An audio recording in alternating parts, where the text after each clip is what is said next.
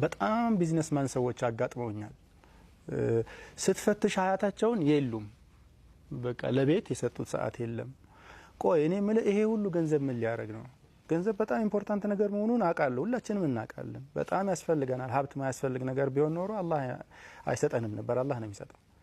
ኦኬ እውቀት በጣም ያስፈልጋል ምናምን፣ ግን ፕሮፌሰር ልትሆን ትችላለህ፣ በሆነ ዘርፍ በጣም ኤክስፐርቱ ሰው ልትሆን ትችላለህ። ቤት ስትመጣ ልጆችህ ኢንጆይ አያደርጉህም፣ ሚስትህ ኢንጆይ አላደረገችም። እንደውም ቁጣ ውስጣቸው ያለ የሆነ የሚፈጠር ፍራስትሬሽን፣ ተስፋ መቁረጥ ለኛ አትሆንም የሚል ነገርና የመደምደም ነገር ፋይናሊ ምን ያደርጋል? በቃ አንተ ሌላ ጋር ነህ፣ እኛ ሌላ ጋር ነን። በዚህች በምትፈጠር ጭቅጭቅ ቤት እስከ መፍረስ ይደርስና እንዴት እላለህ? አላኩልኝ እኔ ማምነውና በዚህ ፕሮግራም ማስተላለፍ የምፈልገው ለሚያደምጡኝ እህት ወንድሞች፣ ቤትህን ጠብቅ ነው። መሸሻህ ነው። ሀቂቃ የክፉ ቀን መውደቂያ ነው። ይሄ ዝናና ክብር፣ ተቀባይነትና ተፈላጊነት ያቆማሉ። ታውቃላችሁ አይደል? የጊዜ ጉዳይ ነው፣ ይቆማል። እንደ ተጨበጨበለት የሚኖር ሰው የለም። በቃ ሚና የሆነ ቦታ ላይ እየተገደበ እያነሰ ይመጣል። እየተገደበ ይመጣል። ያኔ የምትወድቅባቸው የምትደገፋቸው ቤተሰቦችህ ናቸው። ሚስትህ፣ ልጆችህ፣ የለፋህባቸው ልጆችህ፣ ምርኩዞችህ የሚሆኑት እነሱ ናቸው። ይሄ ማለት ማህበረሰብ ላይ አትስራ አይደለም፣ አትልፋ አይደለም፣ አትሩጥ አይደለም። ግን ወአዕጢ ሊኩሊ ዚ ሐቂን ሐቀሁ፣ ለሁሉም ባለ መብቱን ስጠው። ሌሎች ነገሮች ይቆማሉ። መንግስትን በጡረታ ያሰናብታል። ስንት የለፋህለት ፕሬዚዳንት የሆንክለት ዩኒቨርሲቲ ያሰናብታል አይደለም አህመድ? ያሰናብታል። 55 ወይ 60 ስትሆን 1 አመት 2 አመት ቢያድስልህ ከዛ በኋላ ደህናዋል ይልሃል። ማን ጋር ልትመጣ ነው?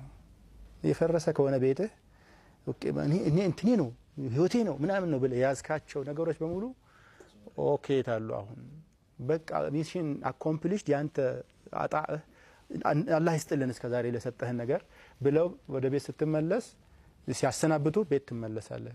ቤት የሰራሃው ልጅ የለ፣ የተንከባከብካትና አንተን ፍቅርና ክብርና ምን የሰጠሃት ሚስት የለች፣ ወይ ተፋተሃል፣ ወይ ተስፋ ቆርጣ ደክሟት ትታሃለች።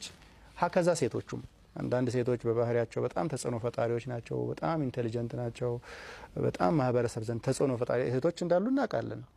ሳያስቡት ቤታቸው ይሸረሸራል። ሚስት ሳይሆኑ ይኖራሉ። ሚስት ሳይሆኑ በቃ ሺእቱም አም አበይቱም በናት። ይሄን ስሙ።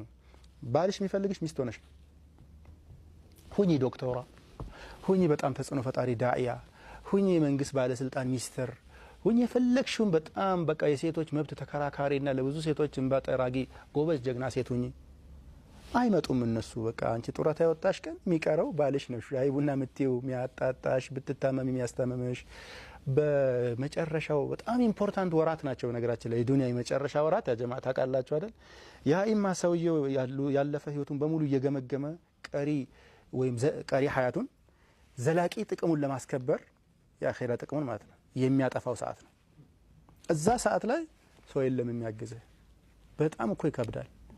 ብዙ ሰዎች በዲፕሬሽን ይሞታሉ። ሽማግሌዎች በነገራችን ላይ ታውቃላችሁ፣ ወይ ከሁለት አንዱ ይሞትና ወይ ባል ወይ ሚስት ቀድማ ትሞትና ቀሪ ሀያት ልጆች የሉም። አንዳንድ ቤቶች እግረ መንገድ ልጆች ስናነሳ ልጆች በኋላ እናነሳለን። እሺ። እና ብቸኝነቱ ቀጥቅጦ ይገላቸዋል። ቀጥቅጦ ባንዴ ይሰባበራሉ። እርጅናው ራሱ ሮጦ ይመጣል። ለምን? የሚያጫውት ሰው ይፈልጋል የሰው ልጅ። አጋር ብቸኝነት ለአላህ ብቻ ነው የሚያምርበት ተባብለና ከዚህ ፊታ ታውቃላችሁ። ብቸኝነት የሚያምርበት አላህ ብቻ ነው። በቃ وهو الواحد الأحد ከማንም ምንም ስለማይፈልግ وهو غني عن العالمين የተብቃቃ ስለሆነ ብቸኝነት በሱ ያምራል።